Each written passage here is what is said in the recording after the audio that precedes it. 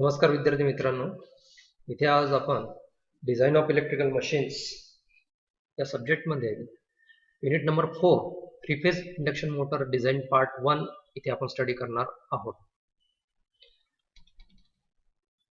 First MCQ आपल्याला इथे what are the factors the value of core length. बघा, value of core length indicate केलेलं आहे, म्हणजे इथे कॅपिटल L बद्दल ते डिस्कस करताय. 2 the pole pitch. 2 the pole pitch म्हणजे ज्याला आपण टोन इंडिकेट केलेला आहे. ओके, डिपेंड्स अपॉन म्हणजे इथे इनडायरेक्टली तुम्हाला विचारलेलं आहे की हा जो रेशो असतो L/टो रेशो हा कशावर डिपेंड असतो किंवा कोणत्या फॅक्टर्सवर तो डिपेंड असतो. तर ते आपण डिस्कस केलेलं आहे. बघा, साईज ऑफ मशीन, कॉस्ट आणि त्यानंतर इफिशियन्सी. तर इथे ऑप्शन डी हा तुमचा करेक्ट आहे. सेकंड MCQ आहे. बघा, what is the formula for current in each of the rotor bar. म्हणजे इथे रोटर बार मध्ये जो करंट असतो IB तो इथे आपल्याला विचारलेला आहे. Okay, slot pitch multiplies by winding factor multiplied by which is multiplied by stator current. Okay, stator slot ने स्टेटर स्टार्टिंग स्टेटर टॉर्क किंवा स्टार्टिंग टॉर्क तुम्ही त्याला म्हणू शकता. Okay, TS divided by SR जो आपण रोटर स्लॉट SR ने indicate केलेला आहे. ओके, असा हा फॉर्म्युला आहे. तर ऑप्शन्स जर तुम्ही केअरफुली बघितलेत तर ऑप्शन C हा आपल्याला कुठेतरी दिसतोय. बघा, 2 मल्टिप्लाइड बाय स्लॉट पिच त्याला आपण OS अशा प्रकारे इंडिकेट केलेला आहे. KW हा वाइंडिंग फॅक्टर असतो, इथे विंडो फॅक्टर दिलेला आहे. Okay, multiplied by stator torque जो TS ने इंडिकेट केलेला आहे, स्टेटर करंट जो IS ने इंडिकेट केलेला आहे आणि रोटर स्लॉट जो की आपल्याला SR ने इंडिकेट केलेला दिसतो. What is the formula for MMF required for stator teeth.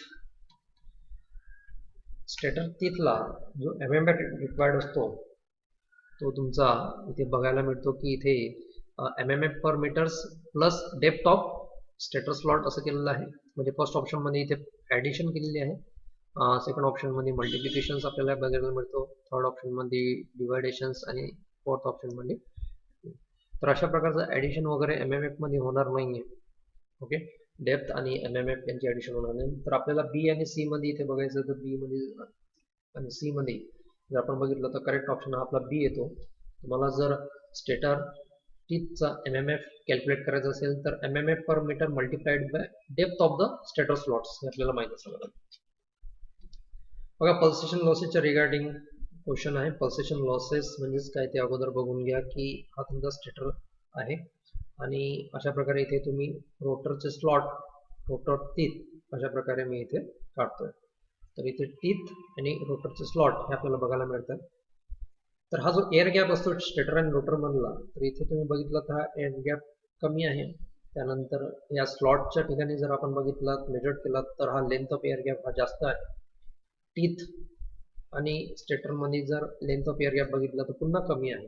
तर अशा प्रकारे variation in the length of air gap आपल्याला इथे बघायला मिळतो आणि या व्हेरिएशन्समुळे तुमचा जो रिॲक्टन्स असतो तो व्हेरी होतो आणि रिॲक्टन्स व्हेरी झाल्यामुळे जो फ्लक्स असतो तर तिथे लेंथ ऑफ एअर गॅप जिथे कमी आहे तिथे तुमचा फ्लक्स हा अशा प्रकारे जास्त दिसतो आणि जिथे स्लॉट आहे म्हणजेच लेंथ ऑफ एअर गॅप ही जास्त आहे तिथे हा अशा प्रकारे कमी MMF तिथे आपल्याला बघायला मिळतो.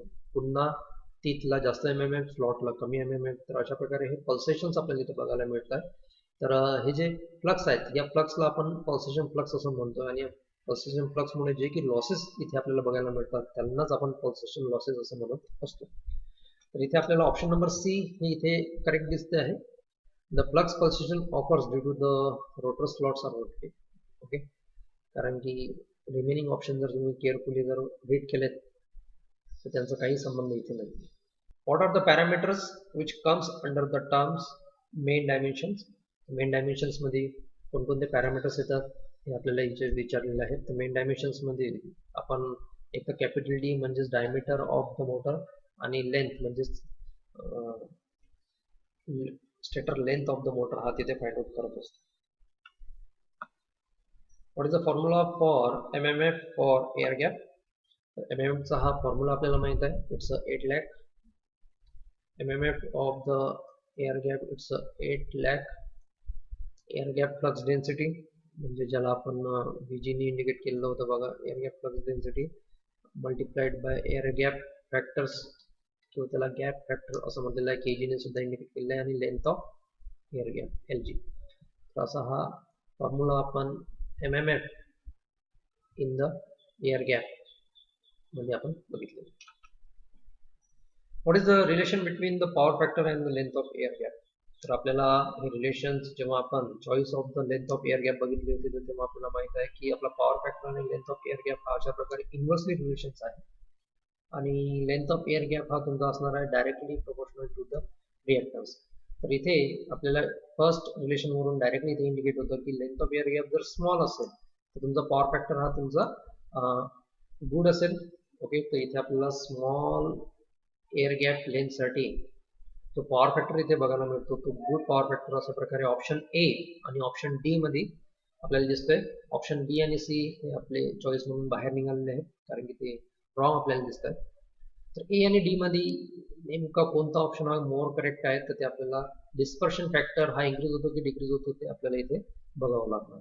तर इथे हा जो डिस्पर्शन कोएफिशियंट फॅक्टर जो असतो DC, तर हा मॅग्नेटायझिंग करंट आणि शॉर्ट सर्किट करंट यांचा रेशो असतो. So IMU and the short circuit current in the rotor किंवा स्टेटर आपण म्हणू शकतो. तर शॉर्ट सर्किट करंट जो असणार आहे तो आपण voltage that is the phase voltage divided by tooth reactance याने फाइंड आउट करतो. तर जर आपण कॅल्क्युलेट केलं, ही व्हॅल्यू जर इथे प्लेस केली शॉर्ट सर्किटची VPH डिवायडेड बाय XT, तर आपल्याला हा डिस्पर्शन कोएफिशियंट DC हा IMU tooth reactance XT divided by phase voltage VPH अशा प्रकारे इथे मिळेल. तर इथे आपल्याला dispersion coefficient is directly proportional to the X हा दिसतोय. तर X जर सपोज इन्क्रीज झाला, तुमची length of air gap he increase झालेली असणार आहे, परंतु length of air gap he decrease झालेली दिसते ए आणि डी ऑप्शन मध्ये. म्हणजे तुमचा डिस्पर्शन फॅक्टर हा सुद्धा काय होणार आहे, लेस होणार आहे. तर इथे डिक्रीज हा ऑप्शन आपल्याला इथे मोर करेक्ट बघायला मिळेल. म्हणून इथे ऑप्शन नंबर डी जो आहे तो करेक्ट ऑप्शन असणार. How should the air gap be present in the magnetic circuit according to length and cross section? Length आणि क्रॉस सेक्शनच्या अकॉर्डिंगली जर बघितलं तर एअर गॅप लेंथ ही कमीत कमी असायला पाहिजे according to length, no length असायला पाहिजे, आणि क्रॉस सेक्शनल एरिया हा जास्तीत जास्त असायला पाहिजे, जेणेकरून आपले पल्सेशन लॉसेस जे आहे ते आपल्याला कमी करता येतील. What is the formula for the calculation of rotor resistance? Rotor resistance इथे फाइंड आउट करायचं असेल तर रोटर रेझिस्टन्स म्हणजेच काय, तर सपोज आपला हा स्क्वेरल केज टाईपचा रोटर आहे, तर हे तुमची एंडरिंग अशा प्रकारे असणार आहेत आणि इथे रोटर बार असणार आहे. ओके, तर अशा प्रकारे हे जे रोटर बार असणार आहे इथे पुन्हा बॅक साईडची एक एंडरिंग असणार आहे अशा प्रकारे. तर इथे आपल्याला जर रोटर रेझिस्टन्स कॅल्क्युलेट करायचा असेल तर हा जो बारचा रेझिस्टन्स आहे हा अगोदर तुम्हाला माहित असायला पाहिजे, त्याच्यामध्ये तुम्हाला हा एंडरिंगचा जो रेझिस्टन्स आहे तो ऍड करावा लागणार. So total rotor resistance is nothing but the resistance of the bar plus resistance of the end ring. What happen if the resistance of the entering is negligible? Okay, आता हा जो एंडरिंग असणार आहे तो कधीच निग्लिजिबल नसतो, कारण की या रोटर बार म्हणून हा जो एक बार आहे त्याच्या बाजूला एक नेबरिंग बार असणार आहे. ओके, तर अशा प्रकारे या रोटर बार म्हणून जो करंट येतोय, ओके, आणि या रोटर बारचे जे दोन रेझिस्टन्स असतात ते या करंटला इथे अपोज करतात. म्हणजेच या एंडरिंगला निग्लिजिबल रेझिस्टन्स हा कन्सेप्ट कधीच असू शकत नाही. म्हणजेच आपल्याला इथे ऑप्शन हा 2 बार वाला जो दिसतोय की resistance coming in each current path, म्हणजे प्रत्येक करंट पाथ मध्ये 2 बारचा जो रेझिस्टन्स आहे 2 बारचा रेझिस्टन्स ऍड करायचा, तेवढा रेझिस्टन्स त्यांना ऑफर होतो कोणाला, एंडरिंगला. What is the relation between the rotor MMF and stator MMF? अशा प्रकारे हा स्टेटर आहे, स्टेटरला आपण 100% MMF प्रोव्हाइड केलेला आहे, तर रोटरला त्यापैकी फक्त 85% MMF आपल्याला मिळतो. रिमेनिंग जे 15% आहे ते आपल्याला लिकेज लॉसेस मध्ये आपल्याला बघायला मिळतं. So rotor MMF is the 85% of the stator MMF. So option A हा तुमचा करेक्ट असतो. What is the range of the current density in the rotor bar? Rotor bar मध्ये जी करंट डेन्सिटी आहे ती किती असतं, तर आपण हे रीड आउट केलेलं आहे, आपण हे स्टडी सुद्धा केलेलं आहे की 4 to 6 ampere per mm square अशी ही करंट डेन्सिटी आपण रोटर बार साठी सिलेक्ट करत असतो. What is the formula for rotor turns per phase? तर ऍक्च्युली आपण हा फॉर्म्युलाचं जे डेरिव्हेशन घेतलेलं होतं ते rotor turn per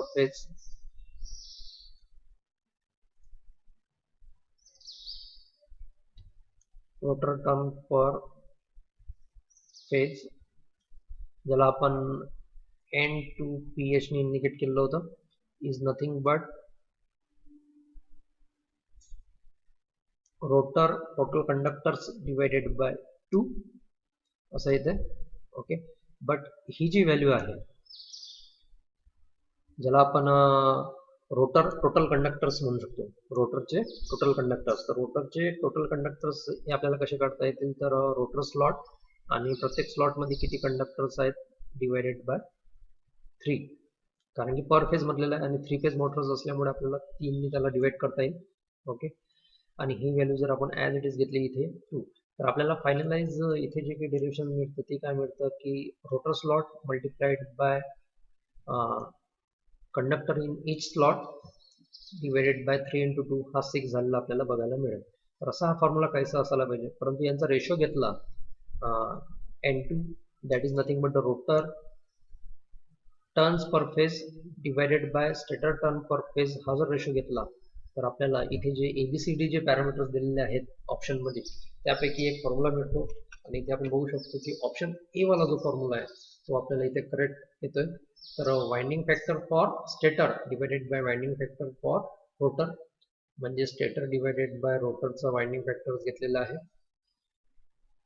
okay, which is multiplied by rotor voltage per phase,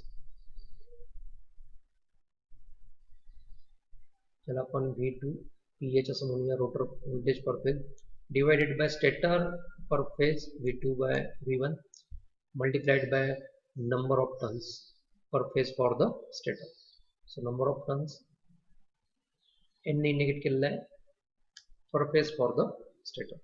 तर अशा प्रकारे हा फॉर्म्युला, तर ऑप्शन ए हा इथे करेक्ट आहे. What type of conductor is chosen for the small motor? छोटी छोटी मोटर जर असेल तर त्यासाठी तुम्ही कोणता कंडक्टर हा चूज केला जाईल? तर बार कंडक्टरची करंट कॅपॅसिटी जास्त असतं. स्क्यू हे आपण बघितलेलं आहे की स्क्यू हे कशासाठी करत असतो. ओके, मॅग्नेटिक लॉकिंग होऊ नये म्हणून स्टेटर अँड रोटरमध्ये. आणि रेक्टँग्युलर तर रेक्टँग्युलर याची सुद्धा करंट कॅपॅसिटी जास्त असते. आता स्मॉल मोटर इथे इंडिकेट केलेला म्हणजे त्यांची करंट कॅपॅसिटी ही कमी असणार आहे. ओके, आणि त्यासाठी आपण राऊंड कंडक्टर्स इथे यूज करत असतो. So round conductor is the correct option. What is the initial assumptions for the value of winding factor? Winding factor जो असणार आहे तुमचा KW, जो ट्रान्सफॉर्मर मध्ये विंडो स्पेस फॅक्टर होता, इथे वाइंडिंग फॅक्टर आहे KW.